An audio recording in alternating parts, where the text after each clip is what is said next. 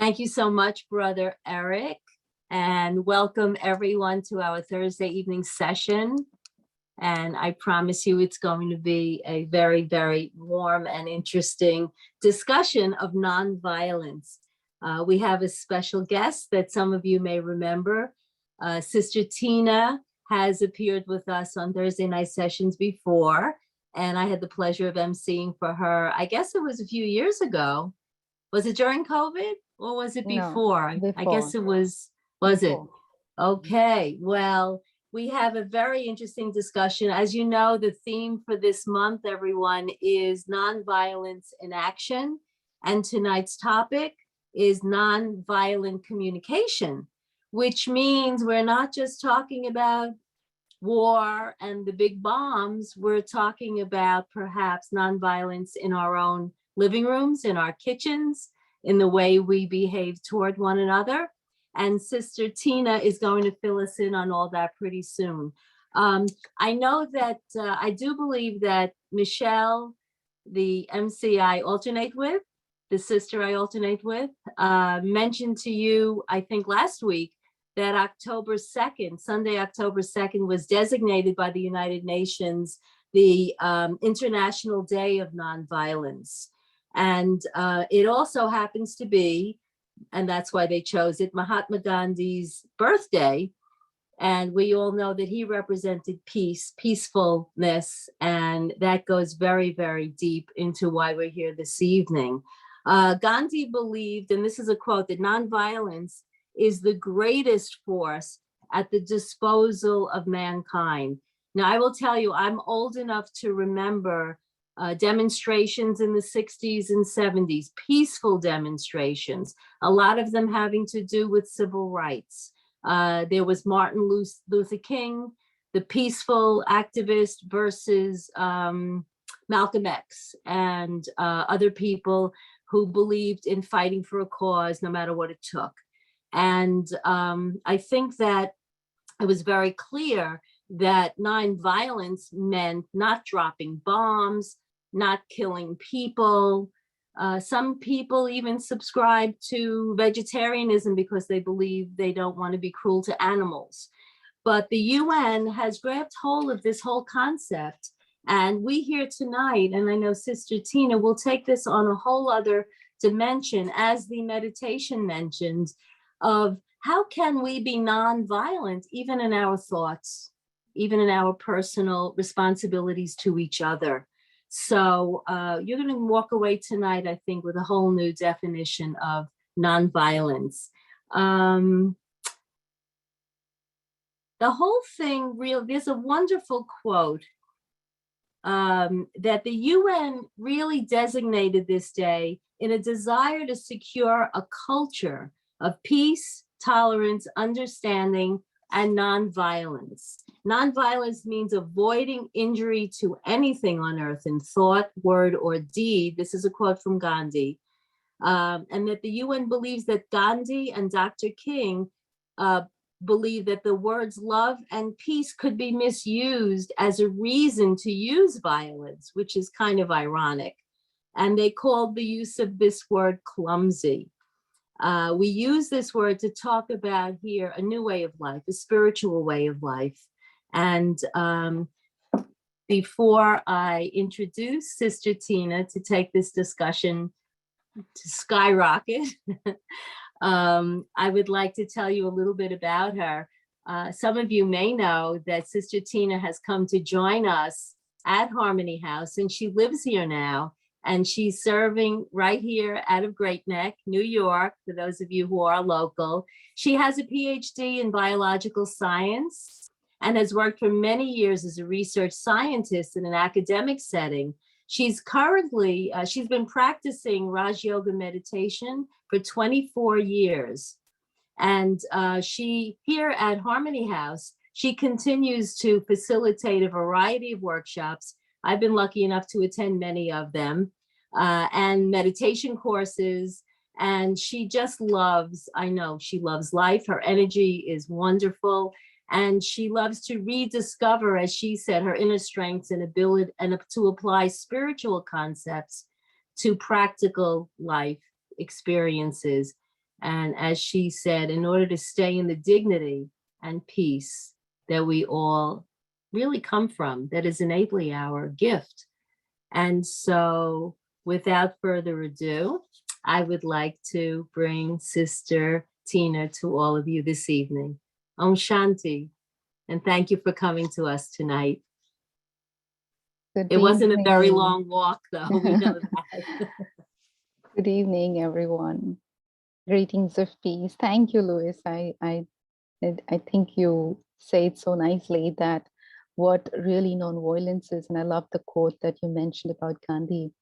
I also want to take the opportunity to thank for the meditation comment. It was so beautiful. It was perfect. I felt it was for this day, you know, just going inside and looking at my mind. And that's what I feel that I'm not going to talk too much about the NVC, the whole big program that is out there, right? That has been started by the professor. But more so want to come from the space of the learnings and experiences and the teachings of Brahma Kumaris, and then, you know, seeing how I can make this more practical for myself and use some of the tips and some of the tools. And so just before I start, I would love to ask everyone if you can turn your cameras on, it would be lovely. If you cannot, that's fine too. I'm happy to see whoever I'm seeing. So non-violent. Excuse me, Sister Tina, I do want to just mention to everyone that you'll be able to go into the chat towards the end of Sister Tina's discussion and ask any questions or make any comments you want, but that chat will be open toward the end of our conversation. Thank you. So they cannot participate in the chat in between, is that right? Okay. All right, maybe I will watch. You can still put it and I can watch afterwards, because I would love for the participation from the other side also. But let's see how this goes. So non-violence in and of itself is very clear what it means, right? But I still love the word ahimsa. It is a literal translation from this word ahimsa. But ahimsa is a Sanskrit word which, you know, literally means no harm. Right? So it is not even going into violence.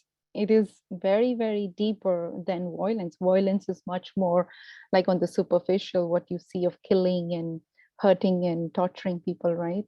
But no harm to anyone, no harm to children, to minority, to family, to self, even to animals and nature and earth, etc. Everything is included in that, right? And one of the things that we learn at Brahma Kumaris is that the ideal human beings, if you will, are the ones who belong to this religion, supreme religion of non-violence. And when I started this journey itself, that time I felt, you know, what does this mean? I didn't understand it at that time. And many people in the world will claim and they will firmly believe that I practice non-violence, right? But I was just thinking that why don't we just kind of try to take a pause and think a little bit more and try to understand what this term means. A couple of days back, we have our morning daily discourses, right? Some of you know, and a couple of days back, there was one of the things that was mentioned in that daily discourse is that, do you understand the difference between violence and non-violence? And it intrigued me. It was like, what does it mean? Of course we understand, you know, but still it is more on the superficial layer. Sometimes we see when we think about physically attacking somebody or creating, you know, scenes of terror or harming people or raping and raging and beating, all of that, right? But also at a deeper level, like bullying somebody, right? Or exploiting through words and through thoughts or through my vibrations. Sometimes it could be just creating this whole vibration of anger and frustration and, you know, irritation and aggression. All of that actually falls in this category of creating and contributing towards violence. You know, somebody told to me, each one on this planet is contributing towards violence. And I was like, what, really? And when I thought about it a little bit deeper, I felt that it's true. No, sometimes we do get irritated. We do get you know, into these feelings of anger and hatred and judging people, labeling people, blaming people, criticizing, right? And of course, the extreme would be like suicidal kind of behaviors or homicidal kind. Those are like still on the extreme, not even touching those. But yesterday, it was also mentioned in our discourse that when people also do hatha yoga, which is also a kind of violence because you walk on fire in hatha yoga, or you are surrounded by fire and you're doing tapasya, or you are putting yourself underwater for months and months, you know, all your body is swollen, and, right? This is what some of the tapasvis do, and that is also like torturing myself, and it's a kind of avoidance. So when I think about all of this, it makes me really think, where does all this start, you know, and how can I not contribute to this kind of atmosphere around me, or this kind of vibration around me? So what is it that would help me? One other thing that I want to talk about is that I went to a retreat last weekend, and it was a retreat on leadership. And of course, many beautiful things were shared. But one of the things that was shared was this whole equation of three IQs, or three quotients, if you will. And we talk about intelligent quotient a lot, but we also talk about emotional quotient. But very rarely we talk about the spiritual quotient. And if we can see today how I can bring these three forces together or I can balance these three, I think it will give us a step up as to creating ahimsa, or following the principle of ahimsa in my daily practice. So those of you who are returning and who know us as Brahma Kumaris, you know one of the main teachings of Brahma Kumaris is that we always talk about moving into higher consciousness, right? Just like the meditation commentary was talking about consciousness and soul consciousness and higher consciousness. So if there is somebody who's really new, I would love to spend 2 minutes and talk about it. But if you think you know about it, then I would just kind of take a shortcut and move forward. But really, this higher consciousness is seeing myself in my original true identity. And what I mean by that is that not seeing myself through the lens of these physical eyes, or whatever meets these physical eyes. For example, the roles and the responsibilities, the part I'm playing, the education I've had, the language I speak, the nationality I belong to, the religion I belong to, the culture, the degrees I hold, you know, all of this, name and form and color of my skin, everything that I have acquired after embodying this body, right?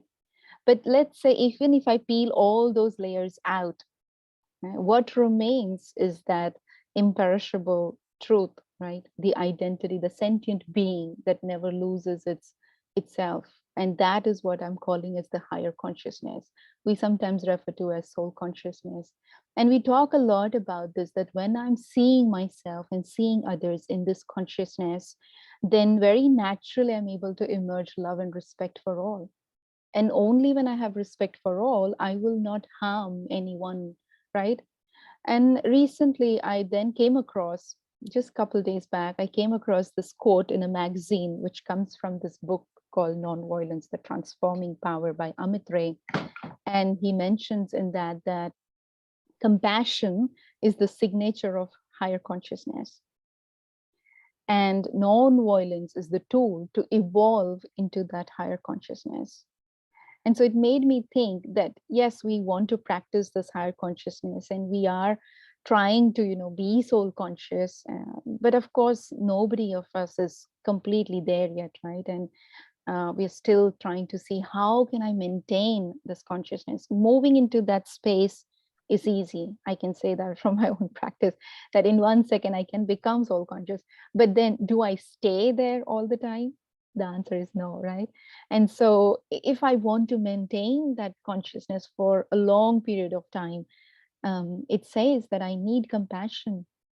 And so the obvious question that arose in my mind is that, what is it that makes me lose my compassion?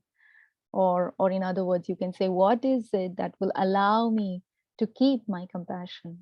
right? It could be compassion for myself. It could be compassion for others, right? It's also interesting that this whole month in Brahma Kumaris worldwide, the value that we are studying and we are inculcating and we are practicing is of mercy, which is so directly linked with compassion. And so I felt that there is a calling here, that I have to invoke this feeling of compassion within myself. But what will help me is this the idea of connectedness, I think. And of course, I would have loved for you all to also, give me your answers. What do you think will feed compassion myself and help me to maintain that compassion? Maybe you can speak at the end and share your thoughts. What is it that helps us to maintain compassion? For me, from my journey, I feel it is this interconnectedness, this feeling that we come from the same place. And I was looking at the tree that was in the visual part of the meditation at the end, right? The beautiful tree. And of course, we know that the tree emerges from the seed, whether it takes the form of a root or a trunk or branches or leaves or twigs or whatever. Ultimately, all of it is interconnected, and eventually they are deeply connected with the seed. And so if I can realize this feeling of connectedness or interconnectedness between the humanity, that all of us are coming from that same place, all of us are connected to that same seed, then I think holding on to this compassion would be a little easier. But there is this game of forgetfulness that also goes on. And when I forget this interconnectedness, I kind of lose my compassion. When I lose my compassion, I'm not able to move in that higher realm or higher consciousness. I'm going to take a few seconds to share with you a story that I heard maybe 10 years, 12 years back. I don't remember the details of it. And so forgive me for that. But the story is real. And the story is about a senior RajaYogi teacher who was living in South Africa. And it was a dark night and she was traveling and on road by car alone. And suddenly, I don't know how, but suddenly she said, 4 men just tried to jump in. And instantly she said, hold on. And they stopped. And she was able to, and then she said, let me out. And they were able to let her out. And then they just moved on. And when she was sharing this experience, even before we could ask her question, she shared further that the only reason I was able to do that was I was not afraid in that moment. And I was able to see them as humans because by nature, they are humans, right? By nature, if I keep looking them in their original form, right, who they are, as they are, like humans, then they will act like humans. Instead of seeing them as monsters or instead of getting afraid of them and feeling or saying something. Because one of the things that happens when we come across violence, whether you see it or whether you are experiencing it, is that you become fearful, right? Fear takes over you and you're not able to execute your power in that moment. So it gave me such a beautiful insight that if, and I don't forget that story because it reminds me that whenever I am moving alone or I'm going somewhere, if I just maintain this pure consciousness that we all are humans, we all are interconnected, we all are, same in our original form, then we can avoid this feeling of being afraid, because the most dangerous thing in any situation is to become afraid, right? And if I become afraid, then I lose the plot. But if I'm not getting afraid, then you already know that you're won half the battle, right? There was this interview I was watching of a cameraman who was in Cambodia taking pictures and whatever was his role to play there. And he saw so much violence. And in his interview, he said, I was able to survive all of that only because I myself had to go in complete state of nonviolence. Right? But of course, he didn't share, in detail as to what made him go into that space of nonviolence.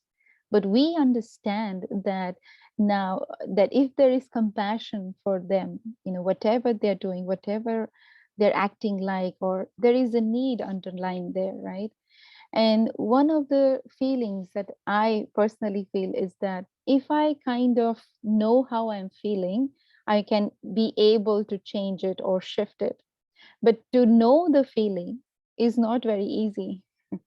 One of the exercises we did last weekend was to put ourselves in a situation and then recall what was I feeling. And I was so surprised at myself because I wasn't able to label any feeling. I wasn't able to give any feeling to that, a reaction that was there or whatever it was. And so I thought to myself, then how would I know how I'm feeling? Because sometimes we are not even aware of how we are feeling. And so in Brahma Kumaris, one of the teachings is that everything starts at the level of thoughts. The thought is the root. Of course, you can think about feelings, and if you're able to label them, very good, you can work on it. But if you really want to go to the root of it, then you have to know what is the thought that kind of led me to this feeling. And if I can recognize that thought, then I know that this thought is actually creating the feeling, the mood that I am in today, So why I'm in this mood is because the way I was thinking. And whatever is the mood that I am in, the feeling I'm in, will be accordingly creating my attitude, which is very deep. That attitude towards others or towards the world around me is developed. The more I feel, the more that attitude becomes stronger, right? And that attitude then shows up in my behavior. It then shows up in my actions. It shows up in my words. It shows up in my habits. It becomes my personality. So you see how the thought is the root of everything, right? And it brings me to this place of where now my personality can actually impact others, right? The way I am, how I speak, how I do things, how I think, all of that can impact my people around me, my world around me, my environment, my body, everything is impacted by that. And so really, if I can work on this root level, then it can help me to check, to be in check of my feelings. And if I'm in check with my feelings, then it can help me to change my behavior or the way I'm speaking or the way I am doing things.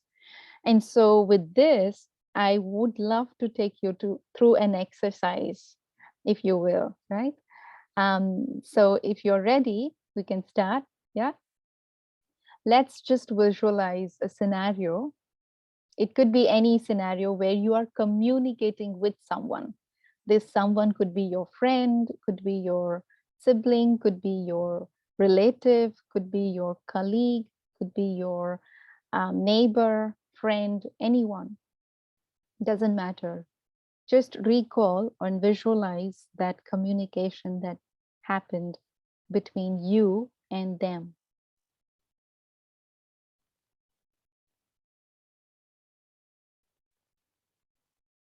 And when this communication is happening, you are noticing something you don't like. Either it is you don't like the way they're saying, or the way they're doing it, or what they're doing, or you feel that this is wrong, or you feel it is inappropriate. So you notice something that you don't like, and thereby it emerges in you the feelings of anger and hatred and dislike and irritation. And in this state of mind, you then respond to them, to whatever they're saying. Now check your response. Is it filled with criticism? Is there a taunting kind of a language? Is there comparison going on? Is there insult, disrespect in your response? Is there a demand? There could be doubt, feeling insecure. Maybe I'm putting somebody down. Or I could be labeling, judging, blaming, not taking responsibility.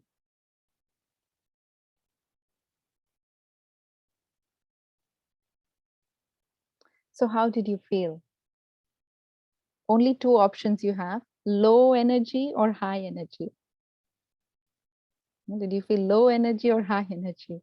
How did you feel? And how I felt kind of tells me where I am. Whether if I feel nice, if I feel good, it tells me that my thoughts were good, my thoughts were clean, my thoughts were pure, my thoughts were filled with cooperation and compassion.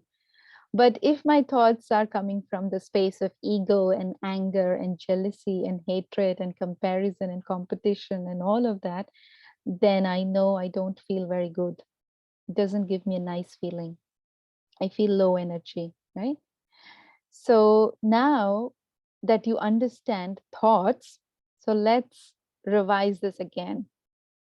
Same scene, but this time you see the scene as a detached observer. You detach yourself from whatever they're saying, how they're saying, what they're saying, but you're just observing. And it is also giving you chance to change your thoughts if some otherwise kind of thoughts are emerging. So you remain uninfluenced by their negative energy. You remain undisturbed by their negative energy. And in this stable state, you're able to create an attitude that can draw upon peace and love and compassion and harmony.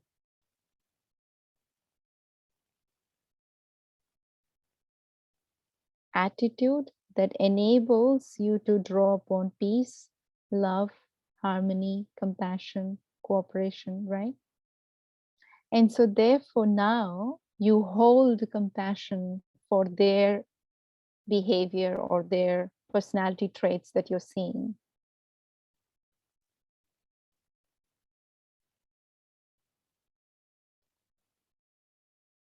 And you see their speciality. They might not have many, but even one, if they have, you see that speciality and you visualize what you want to have in them. If you want them to have understanding, for example, then you see them as very understanding. If you want them to have, loving attitude, then you see them as one with loving attitude. So your thoughts are changing, your feelings are changing. How is your conversation now? Would you hear any words of understanding and acceptance? Like, for example, it's okay, I understand you. Or there could be any words of request. For example, is it possible for you to do this? Or there could be the words of appreciation. Or an attitude of giving, like you are doing this very good. You're best at this. Or it could be, for example, you could see that there is some humility in that conversation. So if I did something and it came out, it resulted the outcome was very good, then the conversation would be something like, oh, I also learned this from so and I did this and I tried it and it worked out very well. Would you also like to try? Are you doing something like this? So there would be humility in that conversation. Or sometimes there can be faith and trust in the conversation where they would say, I believe what you're saying. I believe what you're doing is right. And so you see how you feel now when the conversation shifts. How did you feel? Different, right? Than the previous conversation. May I answer that? Yeah. I'm reliving a dinner scene just now. and with my husband. And the shift is something that I can do only if I see the compassion and the reason behind resistance. And without discussing any details, there's love in what you're talking about. There's respect in what you're talking about, rather than it has to be my way. Right. There's no ego in it anymore. Very beautiful. Very nice. Yeah. So you see, it is also mentioned that when I observe without evaluating, that's the highest form of intelligence.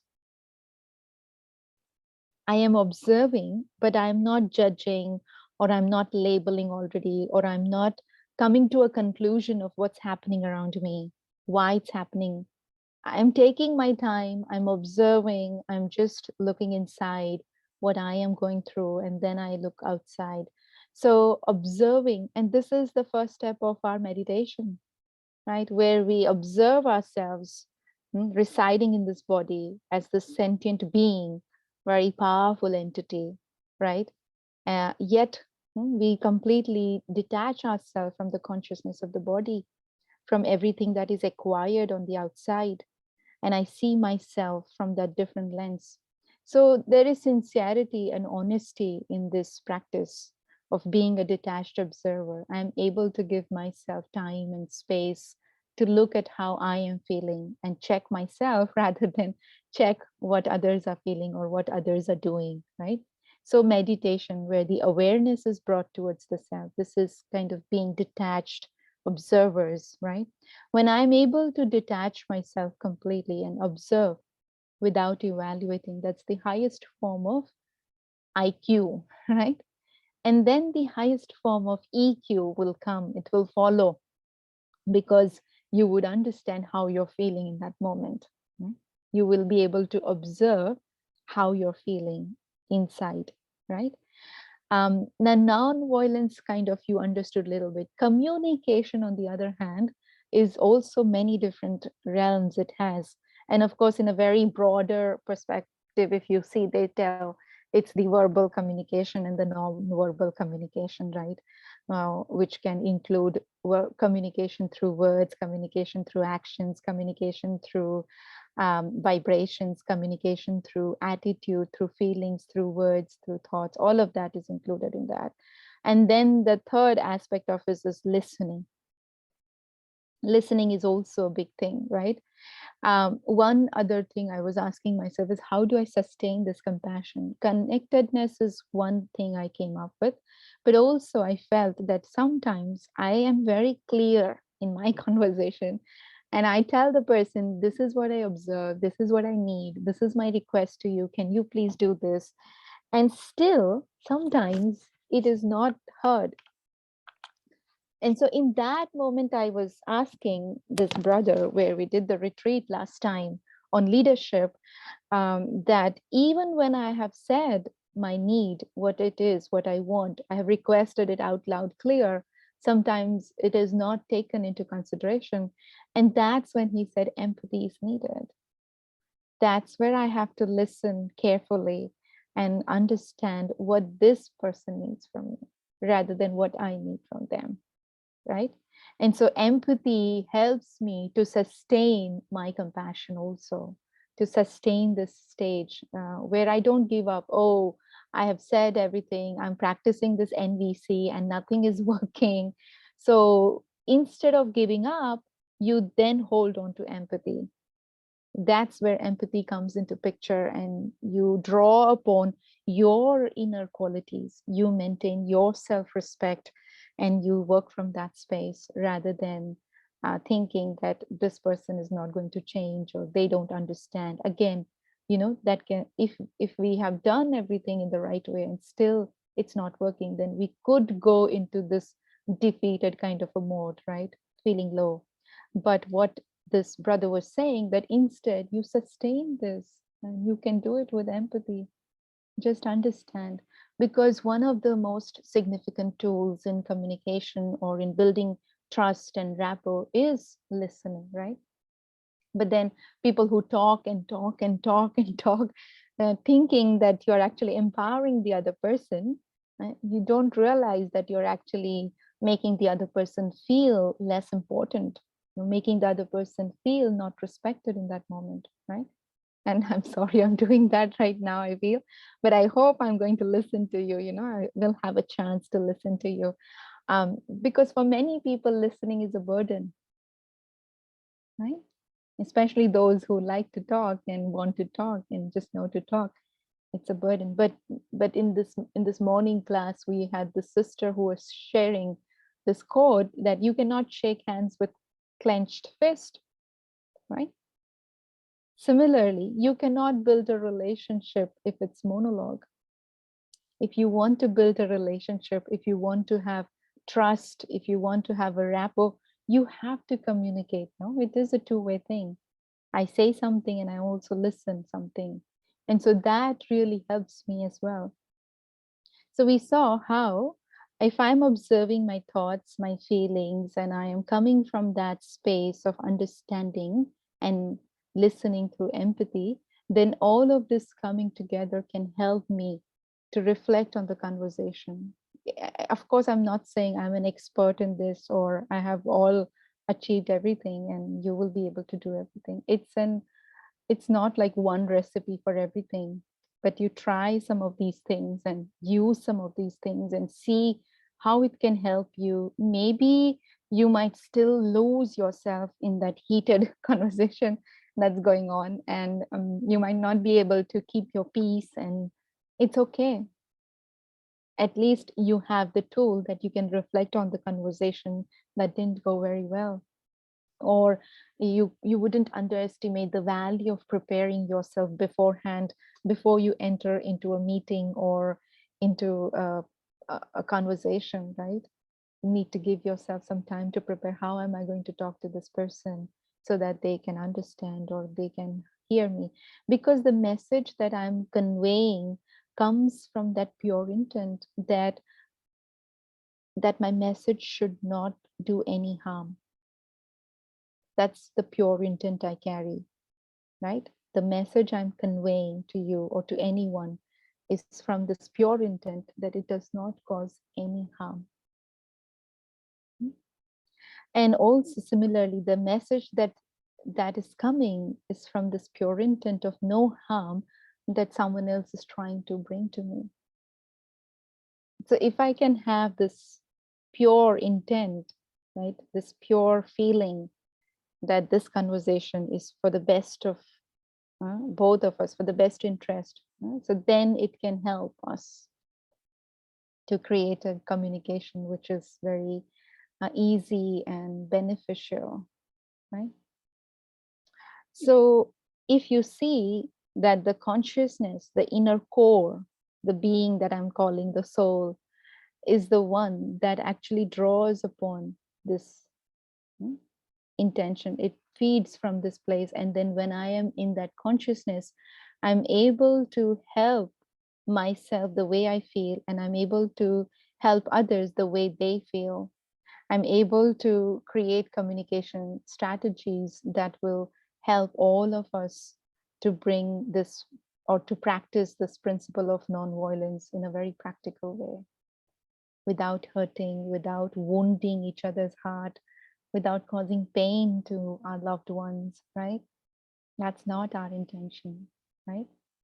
But it happens. And so if I can kind of see that how I can create this communication in a way that it exudes best of myself, and it also helps others to connect with best of themselves, right? Does that make sense? So basically, the ask Yeah. here is that we invest in this ability to stay upright. Yeah. Because somebody was saying, no, violence with violence, answering violence with violence is not the answer, not the solution. Yeah? But in that moment, if I am also contributing to violence, then I just lost the plot. And so I want to stay upright. I want to stay in my dignity. I want to stay in my peace. I want to stay loving and respectful and compassionate. and then bring that in my conversations, right? Yeah. Beautiful. Yes. So maybe I should take a pause there and then check in with Yeah. you all how you're feeling. I was just going to ask Brother Eric if the chat is available yet, and if people can speak or just raise their hands. What are the rules tonight, Brother Eric?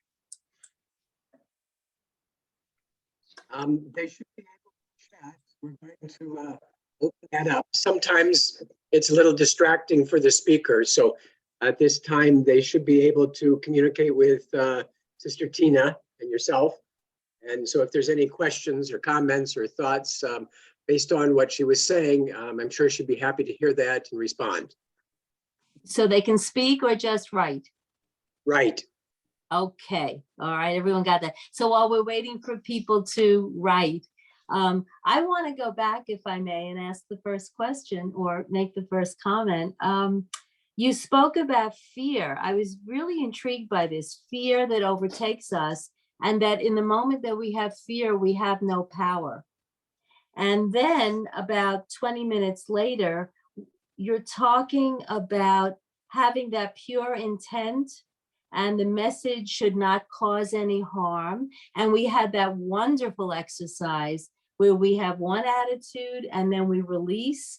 And all I could think about was how egoless we have to be, that the fear comes from, what do I have to lose in this discussion?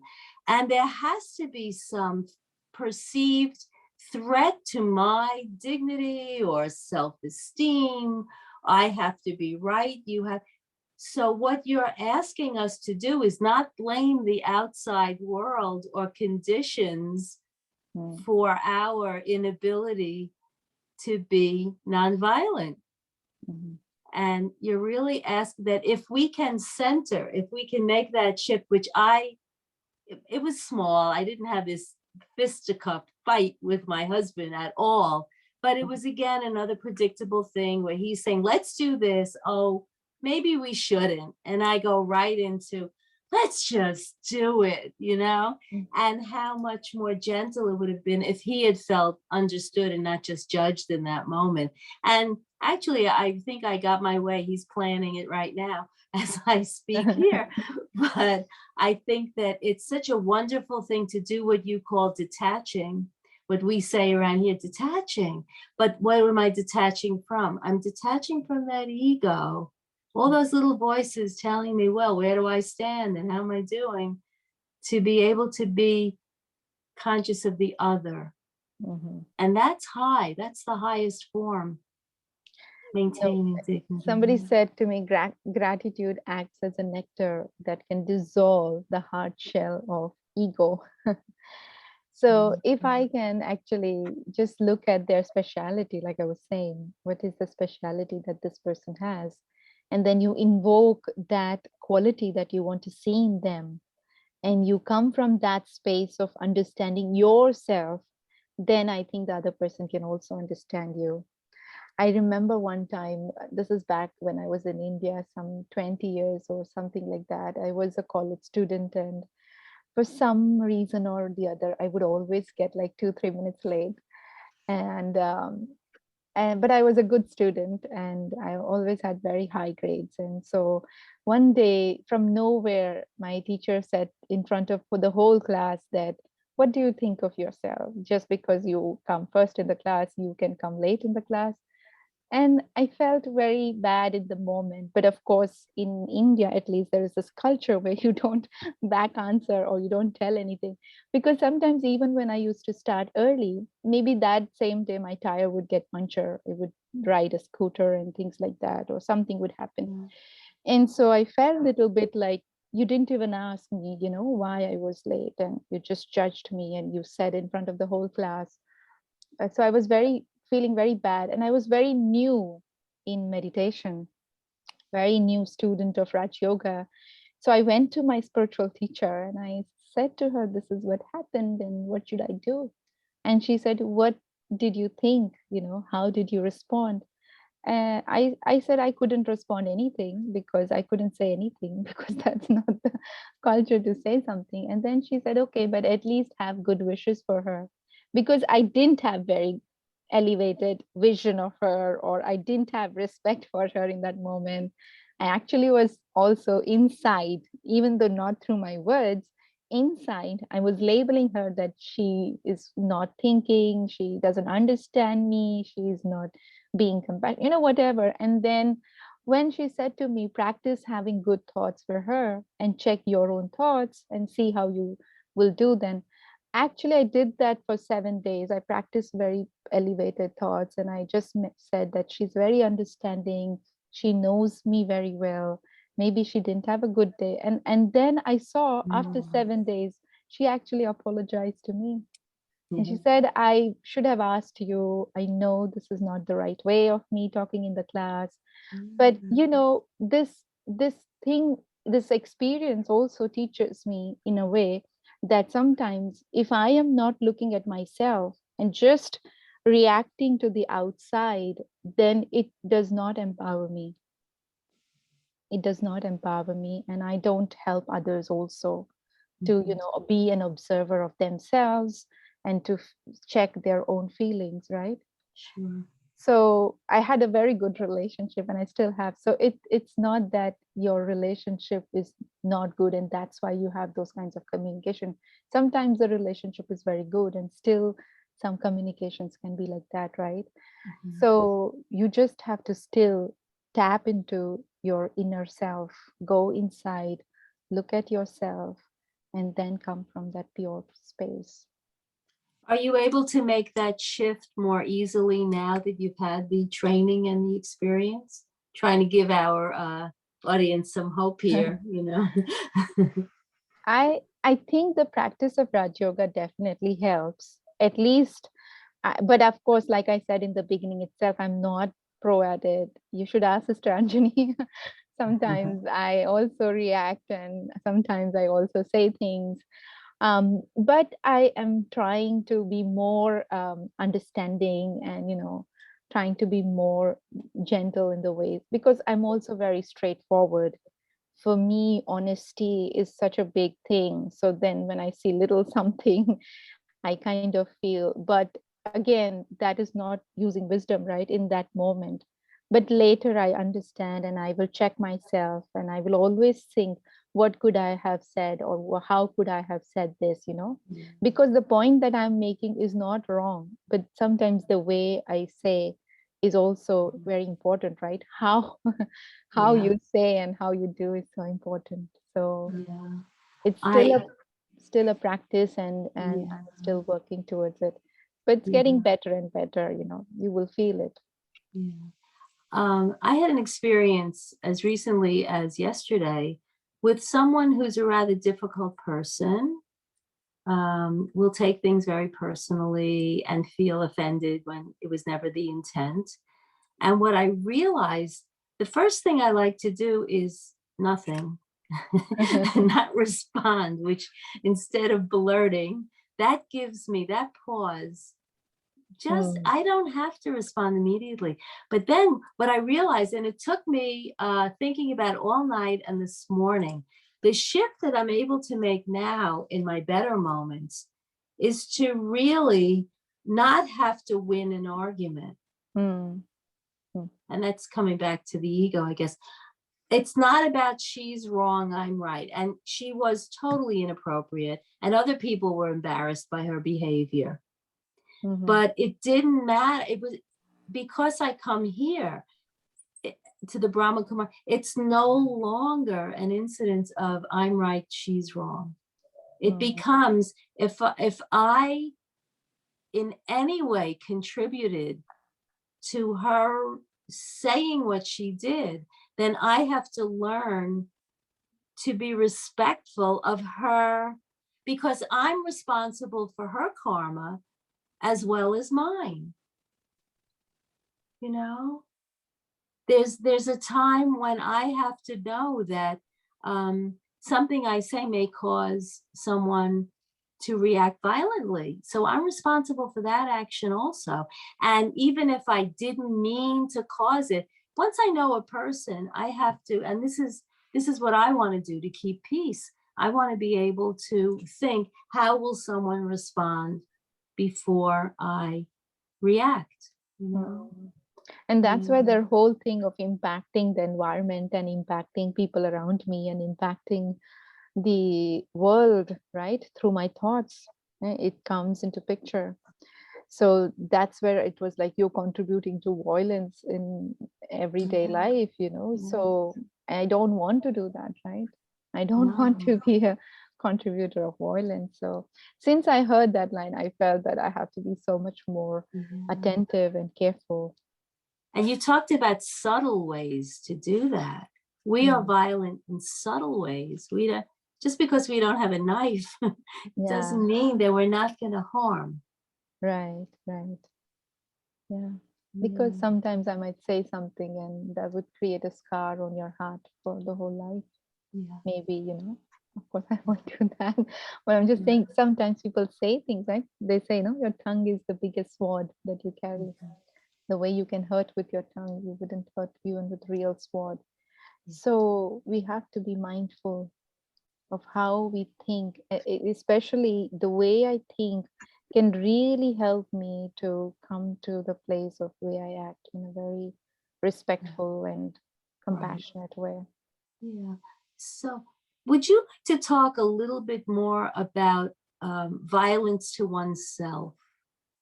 You talk about thoughts as being the root of everything.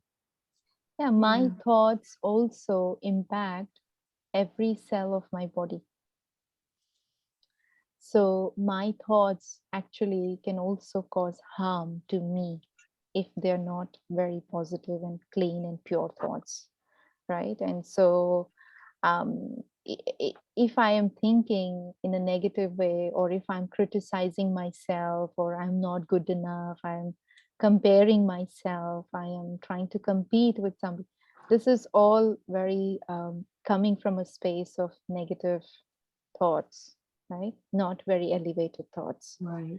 So it's not only that thoughts are for others, but they will first impact you. Right? It's very, very clear and logical also, because whatever I'm thinking, it's my mind that has to process it first, right? My eyes have to see it, my ears have to listen it, and then I have to bring it into action. And when I bring it into action, the soul also registers it, right? And so it is registered also within myself. So everything is kind of so interconnected.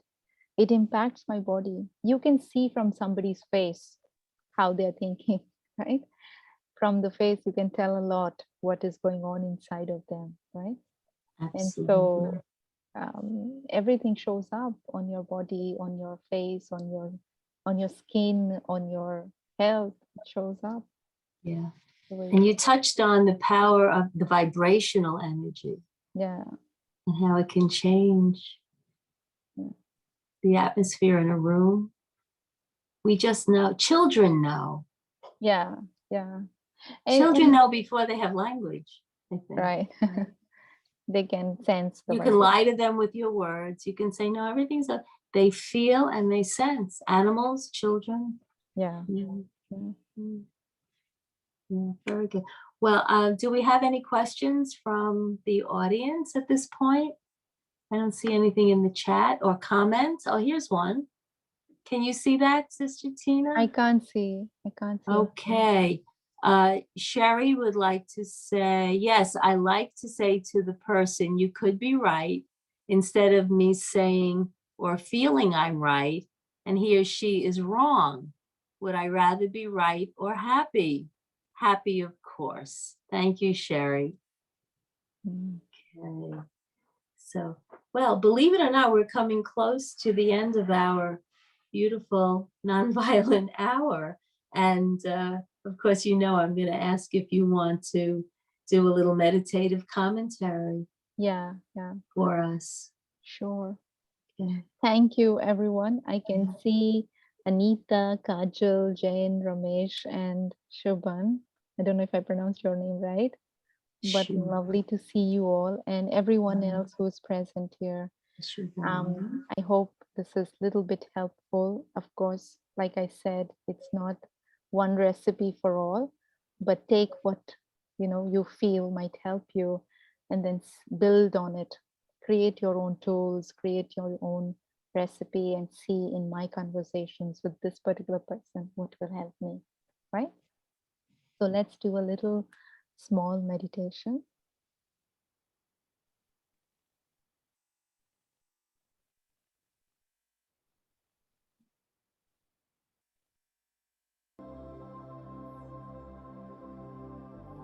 I invite you to gently sit in a very calm and comfortable position.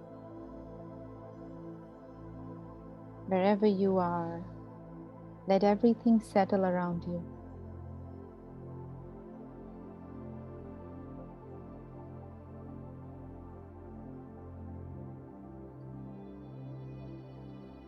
And how you're feeling in this space. Check in gently. Whilst doing so, gradually also allow everything at a mental level to settle down.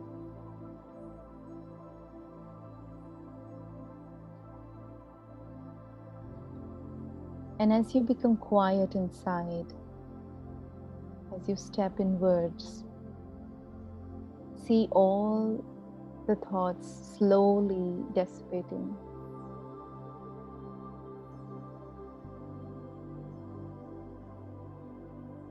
Creating a sense of freedom.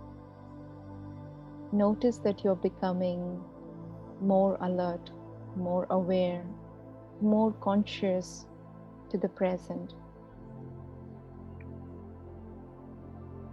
I'm not wandering in the past or the future, but I am here in the now. In this present moment, I am perhaps a little more conscious about my inner world. I am internally able to perceive my deep feelings.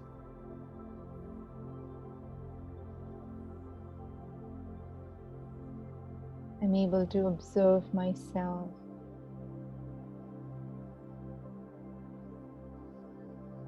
And if I ask myself how am I feeling, maybe I'm feeling more relaxed, quite content and positive. But sometimes when we become still, we might also perceive some discomfort. So use this as an opportunity to embrace yourself in this very moment. I use a little bit more understanding and acceptance of my feelings, even if the feelings are of shame or guilt or whatever.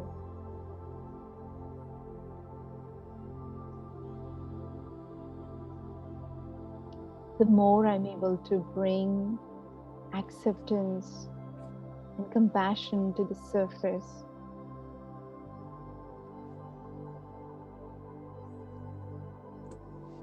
I start to feel okay.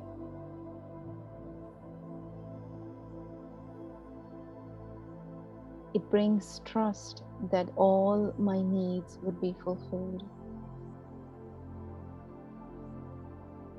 By holding on to faith that the one who is ever benevolent, the source of all goodness,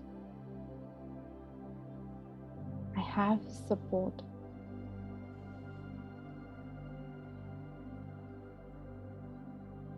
I am looked after.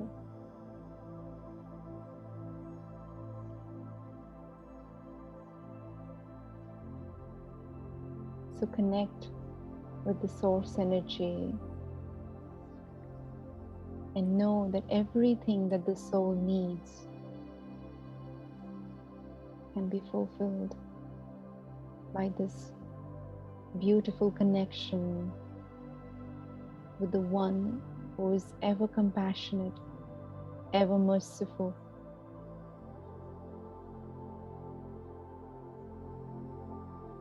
In this consciousness, I feel safe. I feel I'm able to offer that love and compassion to others.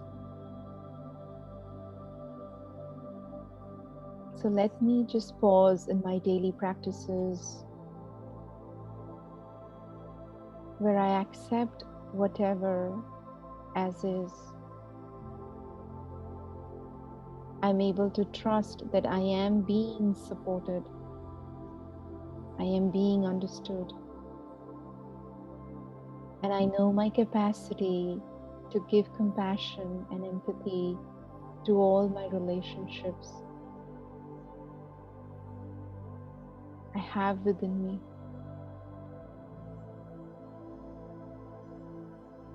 I accept, I trust, and I know my capacity is growing with this daily practice, where I'm able to bring the principle of non-violence in everything I think, feel, speak, and do.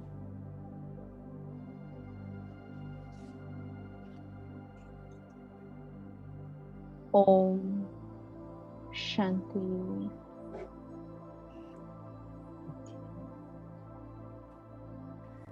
Ah, how beautiful. Thank you so much, Sister Tina, for a very enlightening and beautiful evening. And of course, bringing it down to the canopy of protection. We call him Baba affectionately in these parts. And of course, God can do for us what no human can, no matter what's going on the outside.